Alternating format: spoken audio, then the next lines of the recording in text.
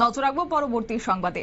Duty থেকে বাড়ি ফেরার পথেই মৃত্যু হয়েছে এক নার্সের, এমনটাই জানা গেছে। এবং বিশেষ করে দুর্ঘটনার পরে ক্ষোভে ফেটে পড়েছে স্থানীয়রা। দীর্ঘক্ষণ ধরে রাস্তা অবরোধ চলেছে। রবিবার সকাল 10:50 নাগাদ এই মর্মান্তিক পথ দুর্ঘটনার ঘটনাটি ঘটেছে গোবরডাঙ্গা থানার সামাদ্দার পাড়া এলাকায়। অবশ্য বছর 55 এর মৃত নার্সের নাম উষা মণ্ডল, বাড়ি খাটুয়া পালপাড়া এলাকায়। স্থানীয় সূত্রে জানা গেছে বাদুরিয়া রুদ্রপুর গ্রামীণ হাসপাতাল থেকে ডিউটি সেরে স্বামীর সাথে স্কুটিতে করে বাড়ি ফিরছিলেন উষা দেবী। প্রত্যক্ষদর্শীরা জানিয়েছেন পাইপলাইনের কাজের জন্য রাস্তা খারাপ থাকায় এদিন স্কুটি নিয়ে উল্টো দিক থেকে আসা একটি লরির সামনে পড়ে যাওয়ায় লরির সামনের চাকায় পিষ্ট হয়ে যায় উষা দেবী।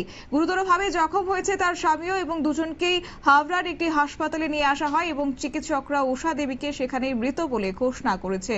কি রয়েছে বক্তব্য শুনুন। ইউনিয়ন আছে সবাইকে ডেকে যাতে গোবরডাঙ্গার এরকম ঘটনা দ্বিতীয়বার না হয়। হ্যাঁ, সবার পরিবারে একজন গেলে আমাদের যন্ত্রণা আমরা বুঝতে পারছি তার পরিবারে কি হতে চলেছে। তাই বলবো যে অবরোধ তুলে দেওয়া হোক, কেননা মানুষের যাতে অসুবিধা না হয়। সকল মানুষ এই রাস্তার উপর বলছে, কিন্তু রাস্তাটা উনি যখন কথা দিয়েছেন আমাদের চেয়ারম্যান স্যার, নিশ্চয়ই রাস্তা কালকে দিন শুরু হবে, আমরা আশাবাদী। তাড়াতাড়ি রাস্তাটা হয়ে গেলে যানজট যাতে ঠিকঠাকভাবে গাড়ি ঘোড়া চলতে পারে, এটাই আমাদের। কতক্ষণ ধরে অবরোধ চলছিল? অবরোধ তো শুনলাম, একটু আগে আসলাম, আধা ঘন্টা বেশি হবে না অবরোধ। যাই হোক, সাধারণ মানুষ অনেক গাড়ি ঘোড়া দাঁড়িয়ে আছে রাস্তায়, হ্যাঁ, যাতে অসুবিধা না হয় কাউরি। আধা ঘন্টার মধ্যে চেয়ারম্যান সাহেব এসে মোটামুটি সমাধান করে দিলেন। দেখুন, চেয়ারম্যান সাহেব তো কথা দিলেন যে রাস্তাটা যেভাবে হয়ে রয়েছে, আপনারা জানেন সব জায়গায় পাইপলাইনের কাজ চলছে। হ্যাঁ, পানীয় জলের ব্যবস্থার জন্য পাইপলাইনের কাজ চলছে, সেখানে রাস্তার বেহাল অবস্থা। কিন্তু মেন রাস্তাটা যেখান দিয়ে বড় বড় গাড়ি যায়, সেখানে অন্তত আগে সেই রাস্তাটা করা হোক। আমরা অনুরোধ জানাই ওনার কাছে যাতে কালকে দিয়ে কাজ শুরু হয়। উনি কথা দিয়েছেন কালকে দিয়ে কাজ শুরু হলে সাধারণ মানুষ যাতে চলাচল ঠিক। দুজন যাচ্ছিল, একটা ভদ্র মহিলা একজন যাচ্ছিলেন কি ভদ্রলোক, ভদ্র মহিলাটা আর কি ডাক্তার দেখেই যাচ্ছিলেন আমাদের পালপাড়ায় বাড়ি খাতুরা। উনি স্পট ডেট হয়ে গেছেন, মহিলা হয়েছে না, মহিলাটা স্পট ডেট হয়ে গেছে।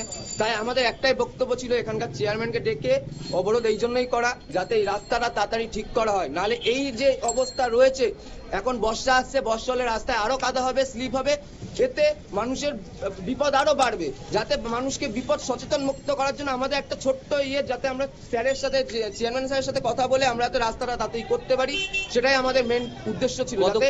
কতক্ষণ ধরে অবরোধ করলেন? আধা ঘন্টা 40 মিনিট ধরে আমরা অবরোধ করেছি স্যারের সাথে কথা বলার জন্য, এবং স্যার এসে আমরা কথা বলেছি। উনি আমাদের আশ্বাস দিয়েছে যে রাস্তাটা নিয়ে কালকেই উনি সবার সাথে মিটিং নিয়ে কথা বলবে। আমরা আশাবাদী যে উনি তাড়াতাড়ি এই রাস্তাটা করার চেষ্টা করবে। পুলিশ প্রশাসন থেকে কি বললেন?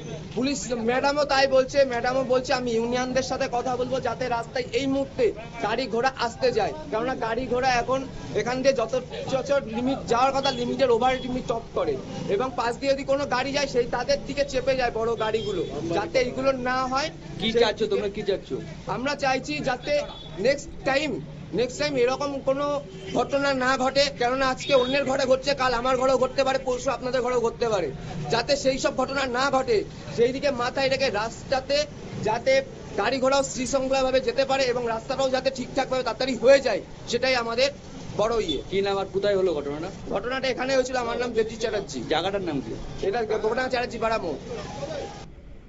আপনারা শুনলেন তাদের অভিযোগ, এবং সে সঙ্গে জানা গেছে বর্তমানে উষা দেবীর স্বামী হাসপাতালে চিকিৎসা চলছে এবং এই নিয়ে ঘটনাস্থলে শুরু হয়েছে সকাল থেকে পথ অবরোধ তুলতে গোবরডাঙ্গা থানার পুলিশ বাহিনী ঘটনাস্থলে আসেন। পাশাপাশি গোবরডাঙ্গা পুরসভার চেয়ারম্যান শঙ্কর দত্ত তিনি আসেন। দ্রুত রাস্তা ঠিক করা হবে বলে তিনি অবরোধকারীদের আশ্বস্ত করলে প্রায় আধ ঘন্টা পরে অবরোধ তোলা হয়। ডিউটি থেকে ফেরার পথে সেই মর্মান্তিক নার্সের মৃত্যু হয়েছে, যার কারণে গোটা এলাকা জুড়ে এখন নেমে এসেছে শোকের ছায়া।